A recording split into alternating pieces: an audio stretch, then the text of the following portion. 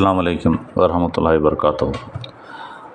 Pastor Anil Kodithottam, K Naushad എന്നിവർ തമ്മിലുള്ള സംവാദത്തിൻ്റെ അവലോകന വീഡിയോ പരമ്പരയാണ് നിങ്ങൾ കേട്ടുകൊണ്ടിരിക്കുന്നത്.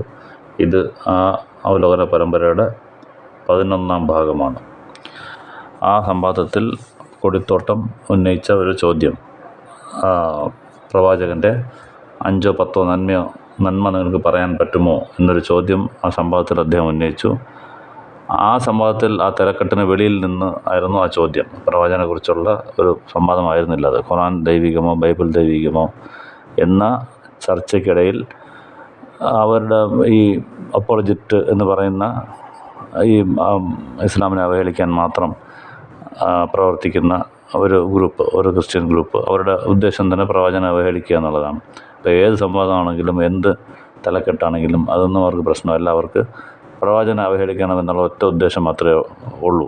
അതാണ് അവർ ഈ സംവാദത്തിലും കാണിച്ചത്.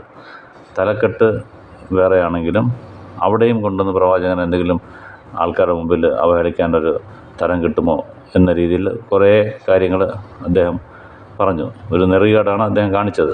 അത് അവർക്ക് സ്വതസിദ്ധമായിട്ടുള്ളതാണ്. അവർക്ക് സത്യസന്ധതയും ഇങ്ങനെ ഒരു ഡിസിപ്ലിൻഡായിട്ടോ വാക്ക് പാലിക്കണമെന്നോ അങ്ങനെയൊന്നും ഇല്ലാത്ത ആൾക്കാരായതുകൊണ്ട് അവർക്ക് എന്തും കാണിക്കാം. അതുകൊണ്ടാണ് ഇവരുടെ അടുത്ത് പലരും ഡിബേറ്റിന് പോകാത്തത് തന്നെ. ഇപ്പം എം മുമ്പ് വരാത്ത അതാന്നൊക്കെ അവർ ചോദിക്കുന്നത് കാണാം. ഈ ട്രൂത്ത് ഫൈറ്റേഴ്സും സാക്ഷിയൊക്കെ അവരുടെ സ്വഭാവം അറിയുന്നതുകൊണ്ടാണ്.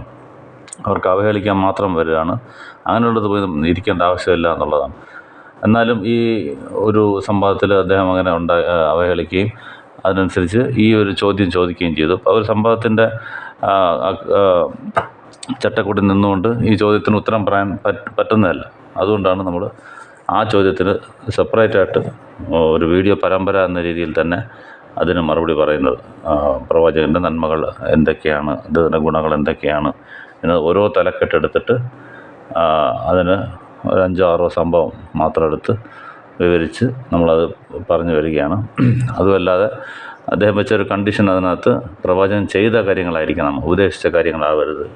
അപ്പോൾ ഇതൊക്കെ ഈ അവലോകന വീഡിയോയുടെ ആദ്യ ഭാഗങ്ങൾ നമ്മൾ പറഞ്ഞു. ഇതൊക്കെ യേശുവിനെ കൊണ്ട് നിങ്ങൾക്ക് കാണിക്കാൻ പറ്റുമോ എന്ന് ചോദിച്ചിട്ട് ഒരു താരതമ്യ പഠനവും നടത്തി. സ്ത്രീ വിഷയങ്ങളിൽ യേശു ആണോ മുഹമ്മദ് നബിയാണോ മാതൃകാ പുരുഷൻ, ആരാണ് സ്ത്രീകളോട് മാന്യമായി പെരുമാറിയത് എന്നുള്ള രീതിയിൽ ഒരു വീഡിയോ നമ്മൾ മുൻ ഭാഗങ്ങളിൽ ചെയ്തിരുന്നു. അപ്പോൾ അതെല്ലാം കഴിഞ്ഞിട്ട് നമ്മളൊരു 7 നന്മ അക്കമിട്ട് പറഞ്ഞു കഴിഞ്ഞു. 4ാം ഭാഗം മുതലാണ് അക്കമിട്ട് പറയാൻ തുടങ്ങിയത്. അങ്ങനെ 4 മുതൽ 10 വരെ 7 നന്മകൾ നമ്മൾ പറഞ്ഞു കഴിഞ്ഞു. ഇത് 11ാമത്തെ ഭാഗത്തിൽ 8ാമത്തെ നന്മയാണ്. ഇതിന് തലക്കെട്ടിരിക്കുന്നത് മറ്റു മതങ്ങളോടുള്ള മതസ്ഥരോടുള്ള പെരുമാറ്റം. എങ്ങനെയായിരുന്നു പ്രവാചകൻ അന്യ മതസ്ഥരായ ആൾക്കാരോട് പെരുമാറിയിരുന്നത്? അത് വലിയൊരു ടോപ്പിക്കാണ്. അത് ഒരുപാടെടുത്ത് ആൾക്കാർ വിമർശിക്കുന്ന ഒരു ടോപ്പിക്കുമാണ്. പ്രവാചകൻ അവിടെയുള്ള മുസ്ലിങ്ങളെ, യഹൂദന്മാരെ, അതുപോലെ ബഹുദൈവ വിശ്വാസികളെയൊക്കെ എല്ലാവരെയും കൊല്ലണം എന്നാണ് ഖുർആൻ പറയുന്നത്. ആരെ കണ്ടാലും കണ്ടെടുത്ത് വെച്ച് കൊല്ലണം, അയൽക്കാരോട് യുദ്ധം ചെയ്യണം എന്നൊക്കെയാണ് ഖുർആൻ പറയുന്നത്. എന്നിട്ട് ഇങ്ങനെയുള്ള കാര്യങ്ങൾ ഇവർ ക്ലബ് ഹൗസിലും ഫേസ്ബുക്കിലും ഒക്കെ ആൾക്കാരടുത്ത് പ്രചരിപ്പിക്കുന്നുണ്ടായിരുന്നു. അപ്പം അതൊക്കെ സത്യമാണോ എന്നുള്ളതും കൂടെ പ്രവാചകൻ്റെ ഈ ഒരു കാഴ്ചപ്പാട്, മറ്റ് മതസ്ഥരോടുള്ള പെരുമാറ്റം എങ്ങനെയായിരുന്നു എന്നുള്ളത് നമുക്ക് മനസ്സിലാക്കാൻ പറ്റും. ഇതിൽ നമുക്ക് പറയാനുള്ളത്, അവർ ഖുർആൻ്റെ ആയത്തുകൾ വളച്ചൊടിക്കുക എന്നുള്ളതാണ്. അല്ലെങ്കിൽ ഹദീസാണെങ്കിൽ വളച്ചൊടിച്ച് തെറ്റിദ്ധരിപ്പിക്കുക എന്നുള്ളതാണ് അവരുടെ മെയിൻ ഉദ്ദേശം. അയൽക്കാരോട് യുദ്ധം ചെയ്യുക, നിങ്ങൾ രൂക്ഷത കണ്ടെത്തട്ടെ എന്ന് പറഞ്ഞാൽ അയൽക്കാരായ ബഹുദൈവ വിശ്വാസികൾ, അത് മക്കക്കാരെയാണ് പറഞ്ഞത്. അയൽക്കാരെന്ന് പറഞ്ഞാൽ അയൽക്കാരെന്ന് വീടല്ല അത്. അയൽക്കാരെന്ന് പറഞ്ഞാൽ അന്ന് മക്കക്കാരുമായിട്ട് യുദ്ധം നിലനിന്നിരുന്ന ഒരു സന്ദർഭമായിരുന്നു. അപ്പോൾ അവരോട് നമ്മൾ യുദ്ധം ചെയ്യുക എന്ന് വെച്ചാൽ യുദ്ധം അന്ന് ഓർഡർ ചെയ്യപ്പെട്ടിരുന്നു. അവർ അനീതി ചെയ്തു, അവർ സ്വന്തം നാട്ടിൽ നിന്ന് പുറത്താക്കി. അപ്പം അള്ളാഹുവിൻ്റെ നിന്ന് അവരോട് യുദ്ധം ചെയ്യാനുള്ള കൽപ്പന ഉണ്ടായി. അതുപോലെ അവരിങ്ങോട്ട് വന്നതുമാണ്. ബദറിലുള്ള യുദ്ധത്തിന് മുമ്പാണ് ഇത് നടക്കുന്നത്. ഈ കൽപ്പന വരുന്നത് അവരോട്ട് യുദ്ധം ചെയ്യുക എന്നുള്ളത്, അയൽക്കാരുമായിട്ട് യുദ്ധം ചെയ്യുക എന്നുള്ളത് ബദറിന് മുമ്പുള്ള യുദ്ധമാണ്. കൽപ്പനയാണ്. അപ്പം അവരിങ്ങോട്ട് വന്ന യുദ്ധവും കൂടിയാണ്. അപ്പോൾ അതിന് പ്രവാചകൻ വന്ന ഇൻസ്ട്രക്ഷനാണ്. നിങ്ങൾ വരികയാണെങ്കിൽ അവരുടെ അടുത്ത് യുദ്ധം ചെയ്യുക. ഇപ്പം നിങ്ങൾക്ക് ഓർഡർ ഒരു രാഷ്ട്രമായി, രാഷ്ട്ര തലവനായി ഇനി എന്താണ് ക്ഷമിച്ചുകൊണ്ടിരിക്കാൻ പറ്റത്തില്ല. അത് സ്വന്തം ഒരാളിനെ പീഡിപ്പിക്കുന്നു, അത് ചെയ്തു, അതെല്ലാം ഓക്കെ, ഒരു പരിധിവരെ അതെല്ലാം ക്ഷമിച്ചു, അവർ മാറുന്ന കണക്കില്ല. പിന്നെയും വന്നിട്ട് രാഷ്ട്രത്തെ തന്നെ ഇല്ലാതാക്കുക എന്ന് പറഞ്ഞാൽ അത് നോക്കി നിൽക്കാൻ പറ്റത്തില്ല. ഒരു രാഷ്ട്രമായി കഴിഞ്ഞാൽ അതിനൊരു ഹെഡ് വന്നു, ഒരു തലവൻ വന്നു, ഒരു ഭരണാധികാരി വന്നു എന്ന് പറഞ്ഞാൽ ആ രാഷ്ട്രത്തെ സംരക്ഷിക്കേണ്ട കടമ അദ്ദേഹത്തിനുണ്ട് എന്ന അർത്ഥത്തിൽ ഇനിയിപ്പം ഒരു രാഷ്ട്രം ഉണ്ടായിക്കഴിഞ്ഞാൽ തീർച്ചയായിട്ടും അത് നിങ്ങൾ ആ രാഷ്ട്രത്തിൻ്റെ സുരക്ഷയുടെ ചുമതല നിങ്ങൾക്കാണ്. അതിന് പോയി നിങ്ങൾ യുദ്ധം ചെയ്യുക എന്ന ഓർഡറാണത്. അതാണ് അയൽക്കാരോട് യുദ്ധം ചെയ്യുക എന്ന് അതിനകത്ത് വരുന്നത്.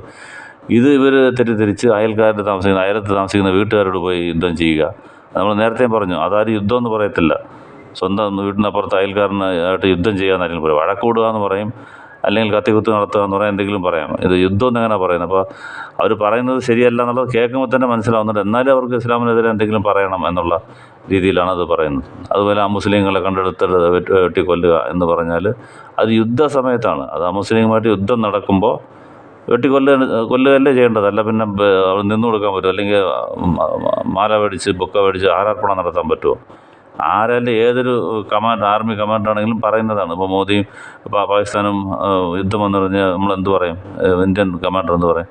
പാകിസ്ഥാൻകാരെ എവിടെ കണ്ടാലും വെടിവെച്ച് കൊല്ലുക എന്ന് പറയും. വെട്ടിക്കൊല്ലുക. ഇന്ന് വാളില്ലാത്തതുകൊണ്ട് ബീരങ്കിയും തോക്കും കൊണ്ടാണെങ്കിൽ നിങ്ങൾ അവർ വെടിവെച്ചിടുക, അല്ല ബോംബിട്ട് നശിപ്പിക്കുക എന്നേ പറയത്തുള്ളൂ. അന്ന് വാളുണ്ടായിരുന്നു, വെട്ടി കൊല്ലുക എന്ന് പറഞ്ഞു. ഇതെങ്ങനെയാണ് ഇതൊരു തെറ്റാവുക? ഇത് ഒരു രാഷ്ട്രം ചെയ്യേണ്ട കടമയല്ല. ഇത് ചെയ്തില്ലെങ്കിലാണ് തെറ്റാവുക.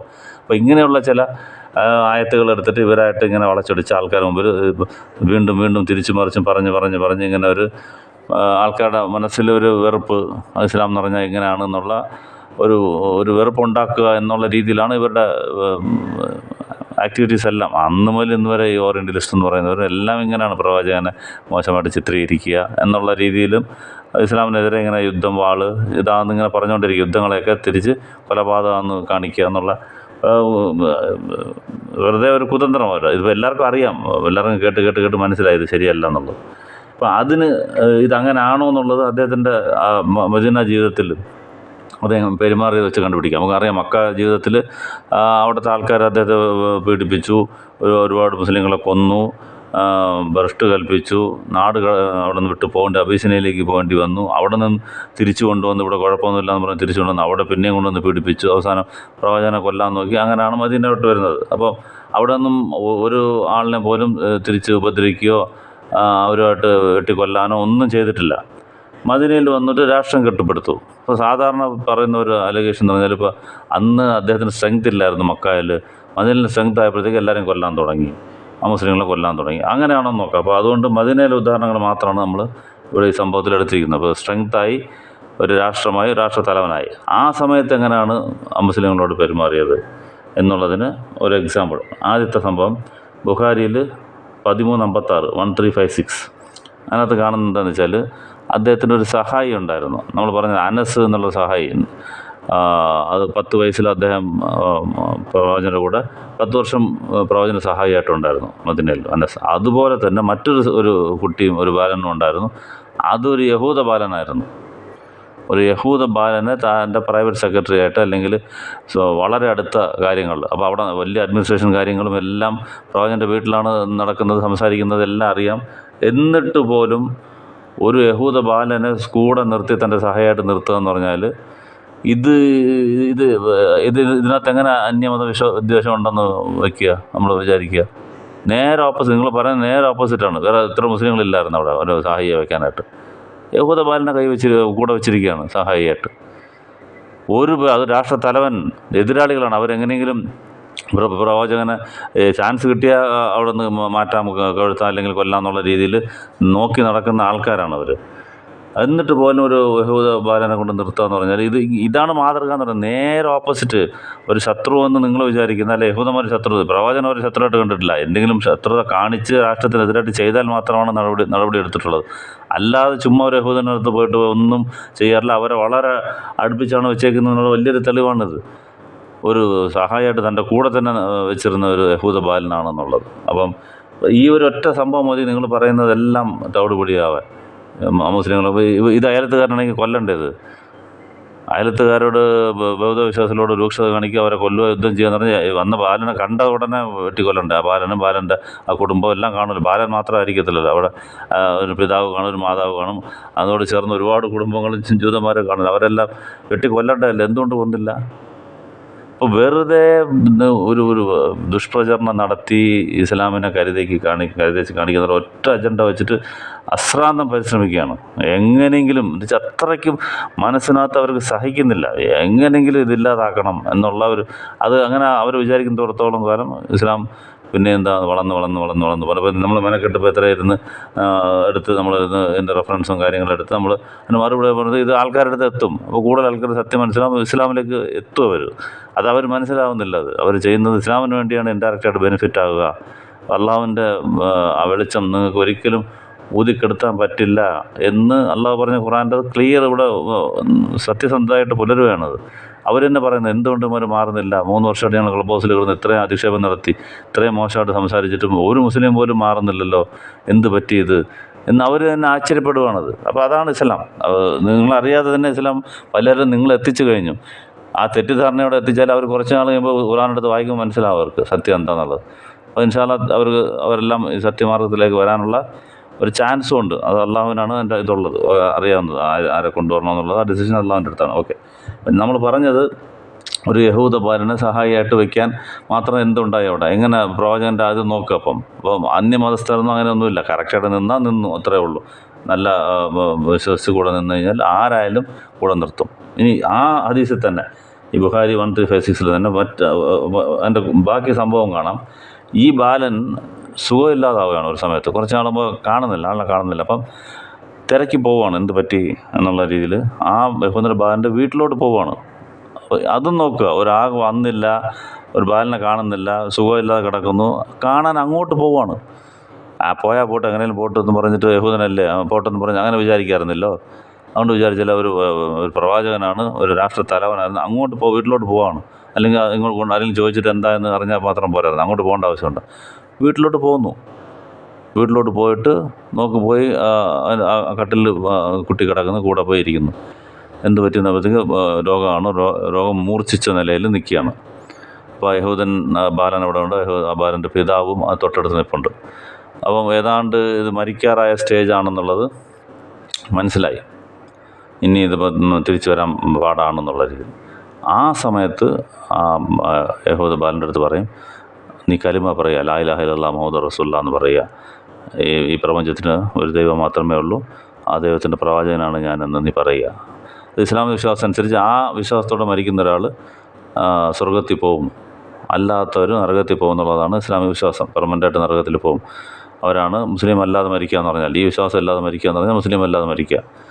അപ്പോൾ ആ വിശ്വാസം ഇല്ലെങ്കിൽ ഒരിക്കലും ആരാണെങ്കിലും സ്വർഗത്തിൽ പോകാൻ പറ്റത്തില്ല, പെർമനൻ്റായിട്ട് നരകത്തിൽ പോകേണ്ടി വരും എന്നുള്ളതാണ് ഇസ്ലാമിൻ്റെ ഐഡിയോളജി. പ്രവാചകൻ അത് തന്നെയാണ് അവിടെ പ്രചരിപ്പിക്കുന്നത്. അപ്പോൾ ആ ഐഡിയോളജിയിലും സത്യസന്ധത കാണുന്നത്. ആ മരിക്കാൻ നേരത്താണ് ബാലൻ്റെ അടുത്ത് ഇത് പറയുന്നത്. ഇത്രയും നാൾ കൂടെ ഒന്ന് ജോലി ചെയ്തു അപ്പോഴെല്ലാം ജസ്റ്റ് ഉപദേശം എന്നുള്ള നിലയിൽ പറഞ്ഞു കാണും. നിർബന്ധിച്ച് മാറ്റാത്ത എന്താണ്? വാളെടുത്ത് കാണിച്ചിരുന്നു, ഇപ്പം ലാ ഇലാഹ ഇല്ലല്ലാഹ് പറഞ്ഞില്ലേ നിന്നെ വെട്ടുമെന്ന് പറയാത്ത എന്താണ്? വാളെടുത്ത് കാണിച്ചില്ലേ മാറ്റിയെന്ന് പറയുന്നത് നിങ്ങൾ. എന്തുകൊണ്ടാണ് ബാലൻ്റെ അടുത്ത് പറയാത്ത എന്താ? ബാലൻ്റെ പിതാവിൻ്റെ അടുത്ത് പറയാത്ത എന്താ അവിടെ? അതൊന്നും പറഞ്ഞില്ല, ഉപദേശിക്കും, പോവും, അത്രേ ഉള്ളൂ. ഇതെടുത്ത് പറയുക എന്നുള്ള ഡ്യൂട്ടിയാണ് പ്രവാചകനുള്ളത്. അത് ക്ലിയറായിട്ട് ഖുർആനിൽ അല്ലാഹു പറയുന്നതാണ്. ഞാൻ പറയുന്ന കാര്യങ്ങൾ എടുത്ത് പറയുക എന്നുള്ളത്, അല്ല അവരെ പോയി മാറ്റുക എന്നോ നിർബന്ധിക്കുക എന്നുള്ളത് ആ ഡ്യൂട്ടി നിനക്കില്ല എന്ന് ക്ലിയറായിട്ട് പറയുന്ന ഖുർആൻ്റെ മറ്റു വചനങ്ങൾ കാണാം. അപ്പം ഒരുപാട് പ്രശ്നം പറഞ്ഞിട്ടുണ്ടാകും. മരിക്കാൻ നേരത്ത് കൂടെ ഇരുന്ന് ഒന്നും കൂടെ പറയുന്നു, നീ കലിമ പറയുക. അപ്പോൾ ആ ബാലൻ ആ പിതാവിനോട് കൊച്ചു പയ്യനല്ലേ, അപ്പോൾ പിതാവിൻ്റെ മുഖത്തോട്ട് നോക്കുകയാണ്, ഇപ്പോൾ എന്ത് ചെയ്യണമെന്നുള്ളത്. അപ്പോൾ ആ പിതാവ് പറയുന്നു അബുൽ ഖാസിം, യഹൂദന്മാരങ്ങനാന്ന് വിളിക്കുക. ഖാസിം എന്നൊരു മോനുണ്ടായിരുന്നു പ്രവാചകൻ. അബുൽ ഖാസിം പറയുന്നത് നീ കേൾക്ക് എന്ന് പറയും. അങ്ങനെ ആ കുട്ടി ഷഹാദത്ത് പറയും, ലാ ഇലാഹ ഇല്ലല്ലാഹ് മുഹമ്മദുർ റസൂലുള്ളാഹ് എന്ന് പറയും. അങ്ങനെ മരിച്ചു പോവുകയും ചെയ്യും. അത് കേട്ടിട്ട് വീട്ടിൽ നിന്ന് പുറത്ത് വരുമ്പോൾ പ്രവാചകൻ വല്ലാത്തൊരു സന്തോഷത്തിൽ, ഒരു ആശ്വാസത്തിൽ, നരകത്തിൽ നിന്ന് ഒരു ആത്മാവ് രക്ഷപ്പെട്ടു എന്ന് പറഞ്ഞുകൊണ്ട് ആ വീട്ടിൽ നിന്ന് പുറത്ത് വരുന്ന കാണാം.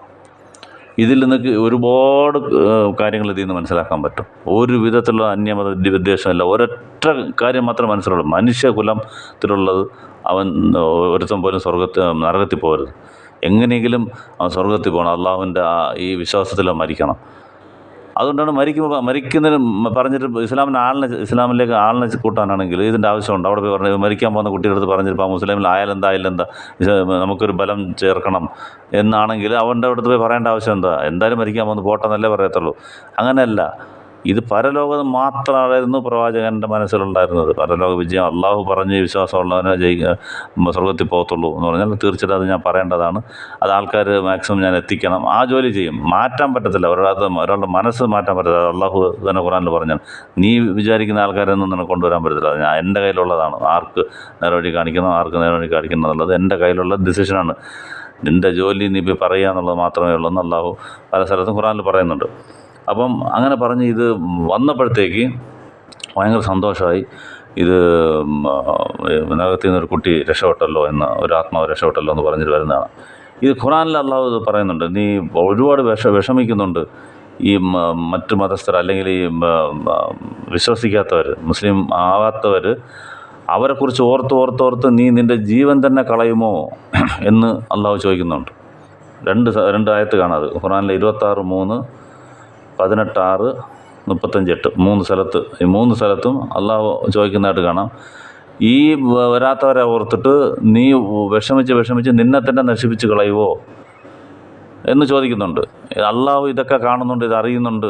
എനിക്കറിയാം ഇതെന്താ ചെയ്യേണ്ടതെന്നുള്ളത്, എന്തുകൊണ്ട് വരുന്നില്ല എന്നും എന്താണെന്നുള്ളത് എനിക്കറിയാം. അത് താങ്കൾ എന്തിനാണ് ഇത്രയും ഓർത്ത് ജീവൻ കളയുന്ന കണക്ക് അവരെക്കുറിച്ച് ഓർത്ത് വിഷമിക്കുന്നത് എന്തിനാണ്? അപ്പം ഒന്ന് ആലോചിച്ച് നോക്ക്. അന്യമതസ്ഥരോടുള്ള ആ സമീപനം, ആ മനസ്സിലുള്ള വേദന നോക്ക്. അവൻ വരുന്നില്ലല്ലോ എന്നുള്ള വേദനയാണ്. മുസ്ലിം ആവുന്നില്ലല്ലോ, അവൻ നരകത്തിൽ പോവുള്ളൂ എന്നുള്ള ഐഡിയോളജിയിൽ ഇത് കള്ളത്തിന് വേണ്ടി ഉണ്ടാക്കിയതാണെന്ന് ആരെങ്കിലും പറയുമോ? ഇത് തനിക്ക് എന്തെങ്കിലും നേട്ടം ഉണ്ടാക്കാനാണോ ഇത്ര ഒരാൾ വിഷമിക്കുന്നത്, ഒരു വരുന്നില്ല എന്നുള്ളത്, മുസ്ലിം ആവുന്നില്ല എന്നുള്ളത് കൊണ്ട്? ഈ യഹൂദ ബാലൻ്റെ അടുത്തും ആ സന്തോഷം കൊണ്ട്, ആശ്വാസം കൊണ്ട് രക്ഷപ്പെട്ടു, ഒരാൾ രക്ഷപ്പെട്ടു എന്നും പറഞ്ഞ് ആ വീട്ടിൽ നിന്ന് ഇറങ്ങി വരുന്നതും ഇതെല്ലാം ഹദീസുകളും ക്ലിയർ കട്ട് ആയത്തുകളുമാണ്. നീ വിഷമിക്കരുത്, നീ വിഷമിച്ച് നിന്നെ തന്നെ നീ നശിപ്പിക്കരുത് എന്ന് പറയുന്ന ഖുർആൻ ആയത്താണ്. അപ്പോൾ ഈ ഒരൊറ്റ സംഭവം മതി മറ്റു മതസ്ഥരോട് പ്രവാചകൻ എത്രത്തോളം മറ്റാരെക്കാളും നമ്മളെല്ലാം കാലം ഇവിടെല്ലാം നമ്മൾ മതസൗഹാർദ്ദം എന്നൊക്കെ പറയുന്നതിനെല്ലാം താണ്ടി വലിയൊരു മാതൃകയാണ് ഇതിനകത്ത് കാണിച്ചിരിക്കുന്നത്. എങ്ങനെയാണ് മറ്റു മതസ്ഥരോട് കണ്ടത്, മനുഷ്യനായിട്ട് കാണണം എന്നുള്ളതിനൊരു ഉത്തമ ഉദാഹരണമാണ് ഈ സംഭവം, ഈ യഹൂദ ബാലൻ്റെ സംഭവം. ഇനി മറ്റൊരു സംഭവം നോക്കിക്കഴിഞ്ഞാൽ അറിയാം. നമുക്ക് അവിടെ തന്നെ പലവരും പറഞ്ഞ് കേട്ടിട്ടുള്ളതാണ്. അദ്ദേഹത്തിൻ്റെ ഒരു യഹൂദൻ്റെ അടുത്ത് പോയി ഒരു പടച്ചട്ട വിലയാധാരത്തിന് വെച്ചത്. അപ്പോൾ നമ്മൾ അതിന് മുമ്പുള്ള മാതൃകയിൽ പറഞ്ഞു, അദ്ദേഹത്തിന് ആഹാരം, വസ്ത്രം ഇതെല്ലാം വളരെ കഷ്ടപ്പെട്ട് ജീവിച്ച് ഒരു സമ്പത്തുണ്ടായിരുന്നിട്ട് അത് എടുത്തില്ല, ഖജനാവിൽ നിന്ന് എടുത്തില്ല. എന്ത് കിട്ടുന്നോ അത് വെച്ചാണ് ജീവിച്ചത് എന്നുള്ളത് പറഞ്ഞു. വലിയ പാടുപെട്ടാണ് ജീവിച്ചത്. 3 ദിവസം പോലും അടുപ്പിച്ച് കഴിച്ചിട്ടില്ല. 3 മാസം അദ്ദേഹത്തിൻ്റെ വീട്ടിൽ അടുപ്പ് എരിഞ്ഞിട്ടില്ല എന്നുള്ളത് നമ്മൾ മുമ്പത്തെ ലൗകിക ജീവിത സുഖം അദ്ദേഹം ആഗ്രഹിച്ചില്ല എന്നുള്ള ഇതിലുമുള്ള റെഫറൻസോടെ പറഞ്ഞതാണ്. അപ്പോൾ അങ്ങനെ ഒരു സന്ദർഭത്തിൽ വീട്ടിലൊന്നും ഇല്ലാതിരുന്നപ്പോൾ അദ്ദേഹത്തിൻ്റെ പടച്ചിട്ട കൊണ്ടുപോയിട്ട് ഒരു യഹൂദൻ്റെ കയ്യിൽ വിലയാധാരമായിട്ട് വെക്കുകയാണ്. അപ്പോൾ പണയം എന്ന് പറയാം, പണയമല്ല, അതായത് വിലയാധാരം എന്ന് പറഞ്ഞാൽ എൻ്റെ കയ്യിൽ ഇപ്പോൾ പൈസയില്ല, ഈ സാധനം വെച്ചോ, പൈസ വരുമ്പോൾ തന്നിട്ട് ഞാനിത് എടുത്തോളാം എന്നുള്ള അഗ്രിമെൻറ്റിലാണ്. അങ്ങനെ കൊടുത്തിട്ട് കുറച്ച് ഗോതമ്പ് വാങ്ങിച്ചുകൊണ്ട് വന്ന് കഴിച്ചായിട്ട് കാണാം. അത് അവസാനം വരെയും എടുത്തിട്ടുമില്ലായിരുന്നു. അവസാനം വരെയും പൈസ കൊടുത്തിട്ടുമില്ല, ഇത് തിരിച്ചെടുത്തതുമില്ല. പൈസ വന്നില്ല എന്നർത്ഥം. മരിക്കുന്നവരെ അത് എടുത്തിട്ടില്ല. ഇത് ബുഖാരിയിൽ 2916 കാണാം. അപ്പോൾ ഒരു രാഷ്ട്രത്തിൻ്റെ തലവൻ, അറേബ്യ ഫുള്ള് ഭരിക്കുന്ന ഒരു രാഷ്ട്രത്തലവൻ, ഒരു പ്രവാചകൻ, അവിടെ ഉള്ള ഒരു മൈനോറിറ്റി ആയ ജൂതൻ, അയാളുടെ അടുത്ത് പോയിട്ട് അയാൾ കടം കൊടുക്കുന്ന സ്റ്റാറ്റസിലും ആ രാഷ്ട്രത്തിൻ്റെ തലവൻ കടം വാങ്ങിക്കുന്ന സ്റ്റാറ്റസിലും ജീവിക്കുക. ഇതൊന്ന് കാണിച്ചു തന്നെ, നിങ്ങളിത് എവിടെയെങ്കിലും നടന്നായിട്ടൊന്ന് കാണിച്ചു തന്നെ ഇത് എനിക്ക് ചിന്തിച്ച് നോക്കുക. ഇതെല്ലാം എത്രത്തോളം ഇതെല്ലാം പ്രവാചകനാണെന്നുള്ളതിൻ്റെ തെളിവും ഇത്രയ്ക്ക് സത്യസന്ധമായിട്ടും ഇത്രയ്ക്ക് എളിമയായിട്ടും അള്ളാഹു പറയുന്നത് എന്തോ അത് മാത്രം അങ്ങനെ വിശ്വസിച്ച് ജീവിക്കുക എന്നുള്ളതും മറ്റു മതസ്ഥരോടുള്ള യാതൊരു അവരുള്ള വിരോധമോ ഒന്നുമില്ലാതെ മനുഷ്യൻ തന്നെ, അത്രേ ഉള്ളൂ. സ്റ്റാറ്റസ് ഒന്നും നോക്കാതെ ആ യഹൂദൻ്റെ അടുത്ത് പോയിട്ട് തൻ്റെ പടച്ചട്ട വെച്ചിട്ട് അനുപരം ഗോതമ്പ് വാങ്ങിച്ചുകൊണ്ട് വരിക എന്ന് പറഞ്ഞാൽ ഈ എത്ര മാതൃക നിങ്ങൾ ഇതിനകത്ത് കാണിക്കാൻ പറ്റും. മാതൃക നിങ്ങൾ 5ഉം 10ഉം ചോദിക്കുന്നു. ഓരോ ഹദീസ് എടുത്ത് നിങ്ങൾ തന്നെ എണ്ണി നോക്കുക എത്ര എണ്ണം അതിനകത്ത് കിട്ടുമെന്നുള്ളത്. അപ്പം ഇതും ഒന്ന് മറ്റു മതസ്ഥരെ മനുഷ്യരായിട്ട് തന്നെയാണ് കണ്ടിരിക്കുന്നത് എന്നും മറ്റു മതസ്ഥർ അവിടെ എത്രത്തോളം നല്ല രീതിയിൽ ജീവിച്ചിരുന്നു, പ്രവാചകന് കടം കൊടുക്കുന്ന രീതിയിൽ അവർക്ക് എത്രത്തോളം സാമ്പത്തികത ഇതുണ്ടായിരുന്നു പ്രവാചകൻ്റെ ഭരണത്തിൽ. അടിച്ച് ഓടിക്കുകയോ കൊല്ലുകയോ ഒന്നും ചെയ്യില്ല. രാഷ്ട്രത്തിന് എതിര് മൂവ് ചെയ്താൽ ചെയ്യും. അതൊരാൾ ചെയ്യേണ്ടതാണ്. അത് അന്ന് ഇന്ന് എന്നും എല്ലാ കാലത്തും അവർ ചെയ്തുകൊണ്ടിരുന്നതാണ്. അപ്പം ഗവൺമെൻറ്റിനെതിരായിട്ട് ചെയ്യുക, ആൾക്കാരെ വെറുതെ കൊല്ലുക എന്നൊക്കെ പറയുമ്പോഴത്തേക്ക് അവരെ അവിടുന്ന് പുറത്താക്കും. അടുത്ത ഗ്രൂപ്പ് ചെയ്യുമ്പോൾ അടുത്ത ഗ്രൂപ്പിനെ പുറത്താക്കും. അതെല്ലാം ഇങ്ങനെ ചെയ്തുകൊണ്ടിരുന്നത്. അതെല്ലാം വേറെ വേറെ സംഭവങ്ങളാണ്. അപ്പോൾ നമുക്കറിയാതൊക്കെ. അപ്പം അല്ലാത്തവരെ ഉള്ള ട്രീറ്റ്മെൻറ്റാണ് ഇത് പറയുന്നത്. അപ്പം ഇത് ബുഹാരിയിലെ 2916 കാണാം. അതുപോലെ തന്നെ ഒരു യഹൂദൻ്റെ ഡെഡ് ബോഡി എടുത്തുകൊണ്ട് പോകുമ്പോഴത്തേക്ക് എഴുന്നേറ്റ് നിൽക്കും. കൂടുതൽ സഹാബകൾ പറയും അത് യഹൂദൻ്റെ ബോഡിയാണ്. അപ്പോൾ പറയുന്നത് കേൾക്കാം, അതിനകത്തുള്ളതൊരു മനുഷ്യൻ്റെ ആത്മാവല്ലേ. അപ്പം അത്രേ ഉള്ളൂ. അത് അതിനകത്ത് മുസ്ലിം ആത്മാവും മുസ്ലിം അല്ലാത്ത ആത്മാവ്, മനുഷ്യൻ്റെ ആത്മാവ്, അത് നമ്മളെല്ലാവരും കണ്ടു കഴിഞ്ഞാൽ എഴുന്നേറ്റ് നിൽക്കണം എന്നുള്ള ഇത്. അതിനകത്ത് മുസ്ലിം നോൺ മുസ്ലിം എന്നും പറഞ്ഞില്ല. ആരെ കണ്ടാലും നിങ്ങൾ ഒരു ഡെഡ് ബോഡി കണ്ടാൽ നിങ്ങൾ എഴുന്നേക്കണം. അത് മുസ്ലിം എന്നല്ല, അത് ആത്മാവ് മരിച്ചു പോയി, അതിനകത്തുള്ള ആത്മാവാണത്. അതിനുള്ള അതേസമയം ജീവിച്ചിരിക്കുമ്പോൾ എഴുന്നേറ്റ് നിൽക്കരുതെന്ന് പറഞ്ഞാൽ നമ്മൾ കഴിഞ്ഞ പാർട്ടിൽ പറഞ്ഞു, തനിക്ക് വേണ്ടി പോലും എഴുന്നേക്കരുതെന്ന് പറഞ്ഞു. അപ്പോൾ ജീവിച്ചിരിക്കുന്ന ആളെ നോക്കി ഒരാൾ എഴുന്നേറ്റ് നിന്നാൽ അയാൾക്ക് അഹങ്കാരം വരും, ഗർവം വരും, അത് അയാളെ തന്നെ നശിപ്പിക്കും. അതുകൊണ്ട് ഒരിക്കലും മനുഷ്യനോട് എഴുന്നേക്കരുതെന്ന് പറഞ്ഞ് മരിച്ചു കഴിയുമ്പോഴത്തേക്ക് എഴുന്നേറ്റ് നിന്നു. അത് നമുക്ക് ഇതിനകത്ത് കാണാം. ബുഹാരി 1312 1313. അപ്പോൾ ഇതൊക്കെ മറ്റു മതസ്ഥരോട് എത്രത്തോളം നീതിയായിട്ടും എത്രത്തോളം ദയോടും ഒരു വ്യത്യാസവും കാണാതെ അവരോട്ട് കണ്ടെന്നുള്ള അവരുടെ മത ആചാരങ്ങൾ ചെയ്യാൻ പാടില്ല എന്ന് പറയാം, അവരുടെ വിശ്വാസങ്ങൾ സ്വീകരിക്കാൻ പാടില്ല എന്ന് പറയാം. അത് ഇസ്ലാമിൽ പ്യുവറായിരിക്കണം. ആ ഏകദേശ വിശ്വാസത്തിനകത്ത് കലർപ്പ് പാടില്ല. എന്ത് അല്ലാഹു എന്ത് പറഞ്ഞാൽ ആ നിയമങ്ങൾ കറക്റ്റായിട്ട് ചെയ്യണമെന്ന് പറയാം. പക്ഷെ അവരോടുള്ള പെരുമാറ്റത്തിൽ പെർഫെക്റ്റ് ആയിരിക്കും. ഇന്ന് ലോകത്തുള്ള ആരെക്കാളും അത്ര പെർഫെക്റ്റായിട്ടാണ്, വളരെ മെച്ചപ്പെട്ടും വളരെ ഉന്നതമായ രീതിയിലാണ് മറ്റു മതസ്ഥരായിട്ട് ഇടപെട്ടിട്ടുള്ളത്. അതുപോലെ തന്നെ ഒരു യഹൂദ വനിത അദ്ദേഹത്തിന് ഒരു വിരുന്ന് നൽകിയിട്ട് അതിനകത്ത് വിഷം തടവി ഇറച്ചി കൊടുത്തു എന്നുള്ളത് കാണാം.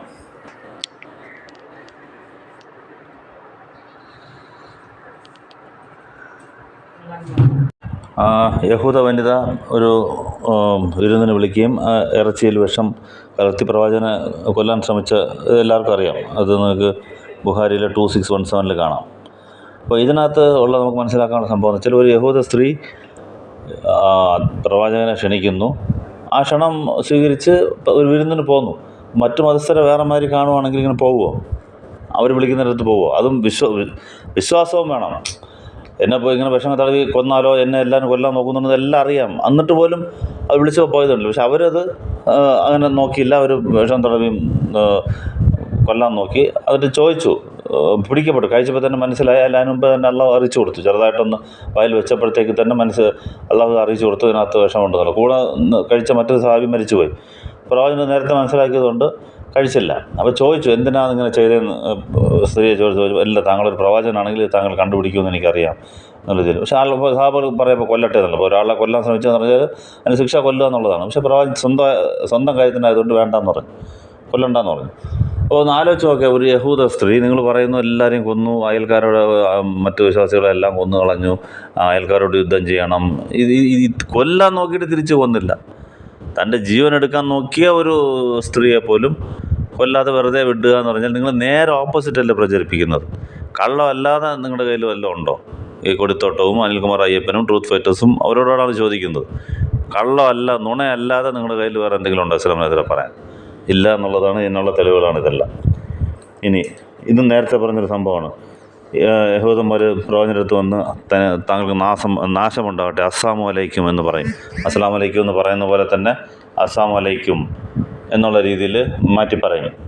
അപ്പം അവരോടും ആയിഷബി കേട്ടിരുന്ന ആയിഷബി ദേഷ്യപ്പെട്ടിട്ട് തിരിച്ച് പറയും അസ്സാമു അലൈക്കും, നിങ്ങൾക്കും നാശം ഉണ്ടാവട്ടെ എന്നുള്ളത്. അത് വിലക്കും പ്രവാചകൻ. അങ്ങനെ പറയരുത് ആയിഷ. നമ്മൾ ആൾക്കാരോട് ദയയുള്ളവരായിരിക്കണം, വിട്ടുകൊടുത്ത് സംസാരിക്കുന്ന ആൾക്കാരായിരിക്കണം. ഷുഡ് ബി കൈൻഡ് ആൻഡ് ലീനിയൻറ്റ് എന്ന് പറയുന്നത് കാണാം.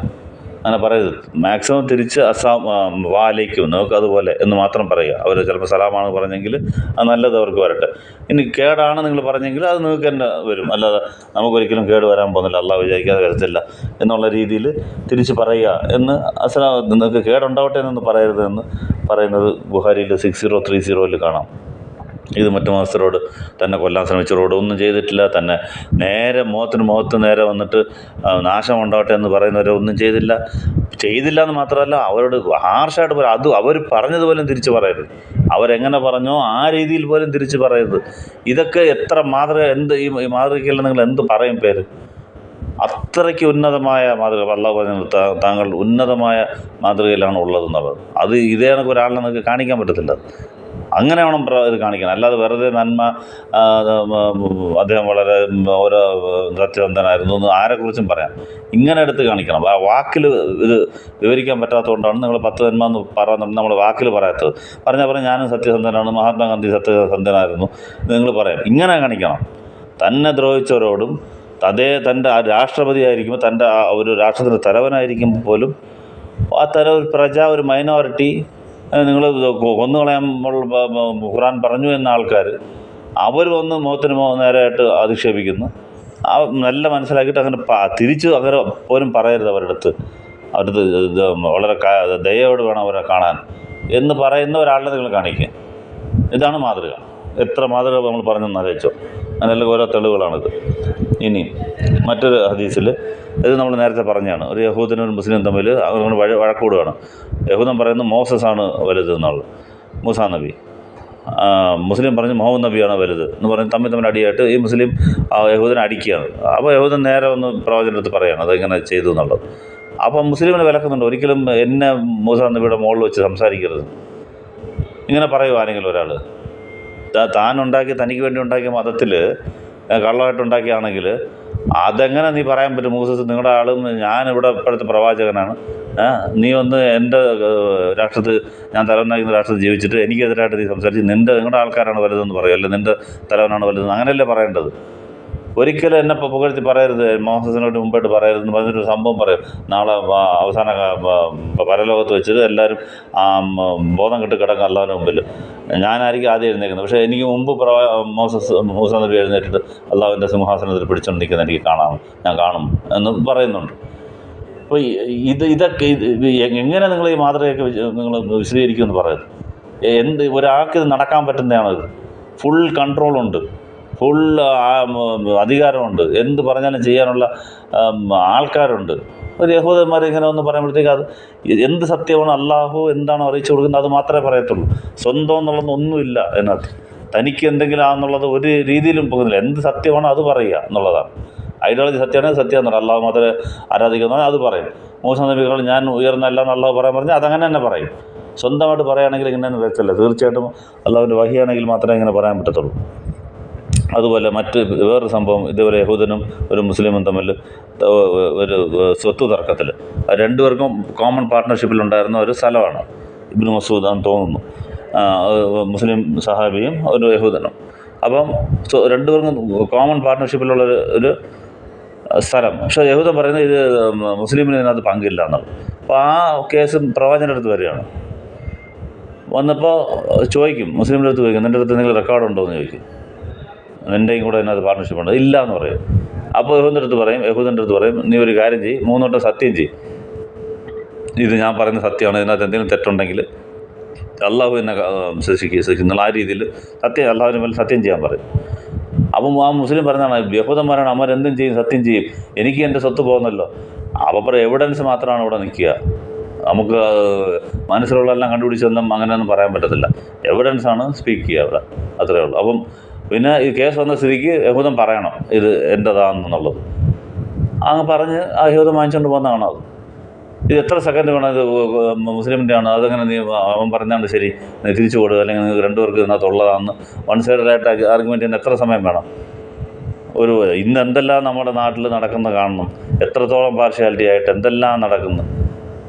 അമ്പലം പള്ളി പൊളിച്ച് അവിടെ അമ്പലം പണിയുന്നു പ്രോപ്പർട്ടിയിൽ, അതിനകത്ത് പഴയ കാലത്ത് ഇതിനകത്തുണ്ടായിരുന്നു എന്നൊക്കെ പറഞ്ഞുകൊണ്ട് എവിഡൻസും നോക്കാതെ റെക്കോർഡും നോക്കാതെ ഈ നൂറ്റാണ്ടിൽ ഒരു ആരാധന മൊത്തത്തിൽ ഇടിച്ചിട്ട് മറ്റൊരു ആരാധനയിലും അവിടെ പണി കഴിപ്പിക്കുക, അതിന് ആൾക്കാരെ കൂട്ടത്തോടെ കൊണ്ടുപോയി എല്ലാം ചെയ്യുന്ന ഒരു കാലഘട്ടത്ത് നമ്മൾ പറയുന്ന അന്ന് ഗോത്ര സംസ്കാരം നടക്കുന്ന സമയത്ത് പ്രവാചകൻ ചെയ്ത ഇതാണ്.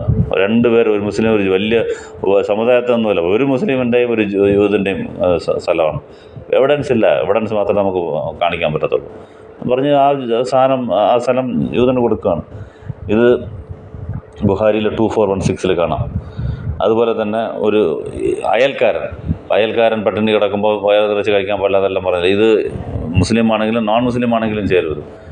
അതിന് ഉദാഹരണമാണിത്.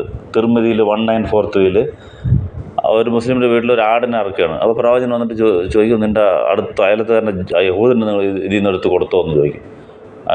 ഇന്ന് നീ ഉണ്ടാക്കിയ പാചകത്തിൻ്റെ സ്പെഷ്യലായിട്ട് അറക്കില്ല, അപ്പം ഇറച്ചി അവർക്കും കൂടെ കൊടുക്കണം എന്ന് പറഞ്ഞിട്ട് പിന്നെ അങ്ങ് പ്രവാചകൻ പറയാൻ ജിബ്രീൽ വന്ന് എന്നെ ആവർത്തിച്ച് ഇങ്ങനെയുള്ള അയൽക്കാരോടുള്ള അവരുള്ള സമീപനം, അവരോടുള്ള നമ്മുടെ ഡ്യൂട്ടിയും നമ്മുടെ കടമയൊക്കെ പറഞ്ഞ് അവസാനം ഈ യഹൂദൻ ഈ മുസ്ലിമിൻ്റെ സ്വത്തിൽ അവകാശിയാകുമോ, അനന്തരാവകാശം വരെ കൊടുക്കേണ്ടി വരുമോ എന്ന് ഞാൻ ഭയപ്പെട്ടു എന്ന്.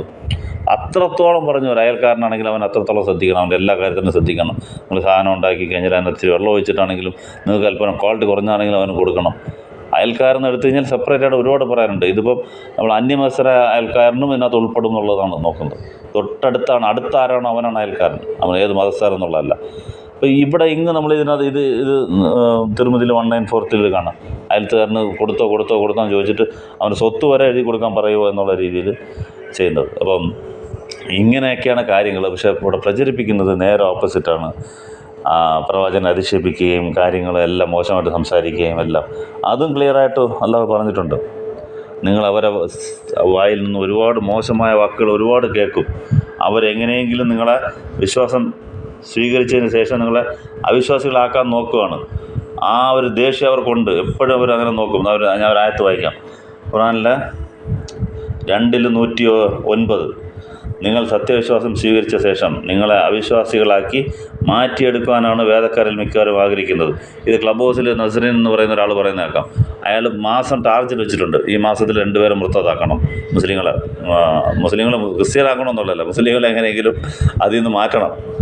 എന്നിട്ട് ടാർഗറ്റ് വെച്ച് കമ്പനിക്കാർ ടാർഗറ്റ് കൊടുക്കുന്ന കണക്ക്, ഏജൻറ്റ് LICയിൽ ടാർഗറ്റ് കൊടുക്കുന്ന കണക്ക് ഇന്ന് ഇത്ര പേരെ മാറ്റണം എന്ന രീതിയിൽ അവർ നടക്കുകയാണ്. അത് ക്ലിയറായിട്ട് അല്ലാഹു പറയുന്നത്. നിങ്ങൾ സത്യവിശ്വാസം സ്വീകരിച്ച ശേഷം നിങ്ങൾ അവിശ്വാസികളാക്കി മാറ്റിയെടുക്കുവാനാണ് വേദക്കാരിൽ മിക്കവരും ആഗ്രഹിക്കുന്നത്. സത്യം വ്യക്തമായി ബോധ്യപ്പെട്ടിട്ടും സ്വാർത്ഥപരമായ അസൂയ നിമിത്തമാണ് അവർ ആ നിലപാട് സ്വീകരിക്കുന്നത്. അവർക്ക് നല്ലപോലെ അറിയാം ഇത് സത്യമാണെന്നുള്ളത്. അതുകൊണ്ടാണ് ഇത്ര ക്ലിയർ ഈ ഖുർആൻ ആയത്തെ ഇന്ന് നടക്കുന്ന കണ്ടിട്ട് പറയുന്ന പോലെ തോന്നും. പക്ഷെ അന്നും ഇത് തന്നെയായിരുന്നു. അവർക്കറിയാം ഇത് സത്യമാണെന്ന്. എന്നാലും അവർ അസൂയ, അവരുടെ മതത്തിന് ഈ മേന്മകളില്ല, ഈ നല്ലൊരു ഏകദേശ സിദ്ധാന്തമില്ല, ഇത്രയും ഉന്നതമായ നല്ല ആരാധന സംവിധാനങ്ങളോ അല്ലെങ്കിൽ ആത്മീയമായ കാഴ്ചപ്പാടുകളോ ഏതെടുത്താലും അതിനെക്കുറിച്ചുള്ള ഒരു ഗൈഡൻസ് അങ്ങനെയൊക്കെ ഉള്ള അവർക്കൊന്നും കാണുന്നില്ല. അവർ തത്വം പറഞ്ഞാലും കേൾക്കുന്നില്ല. അവരുടെ എന്തെടുത്താലും കുഴപ്പങ്ങളാണ്, പറഞ്ഞാൽ ആർക്കും മനസ്സിലാവാത്തതും ഒരു അഴകുഴമ്പൻ ഇതായതുകൊണ്ട് അവർക്ക് പക്ഷേ എന്തോ അതിനകത്തുള്ള ഒരു വെറി, അതിനകത്ത് മാത്രം വിശ്വസിച്ച് നിൽക്കുന്നവരാണ് അവരെല്ലാം. അപ്പോൾ ഇത് കാണുമ്പോൾ അവർക്ക് ഒരുമാതിരി ഇരിക്കുന്ന പക്ഷേ ഇങ്ങോട്ട് വരത്തതുമില്ല. അതുകൊണ്ടായി ഉള്ളവരെല്ലാം മാറ്റണം. അത് വളരെ വ്യക്തമായിട്ടല്ല പറഞ്ഞത്. സത്യം വ്യക്തമായി ബോധ്യപ്പെട്ടിട്ടും സ്വാർത്ഥപരമായ അസൂയ നിമിത്തമാണ് അവരിങ്ങനെ ചെയ്യുന്നത്. എന്നാൽ അള്ളാഹു അവൻ്റെ കൽപ്പന കൊണ്ടുവരുന്നവരെ നിങ്ങൾ പൊറുക്കുകയും ക്ഷമിക്കുകയും ചെയ്യുക. നിസ്സംശയം അള്ളാഹു ഏത് കാര്യത്തിനും കഴിവുള്ളവനത്രേ.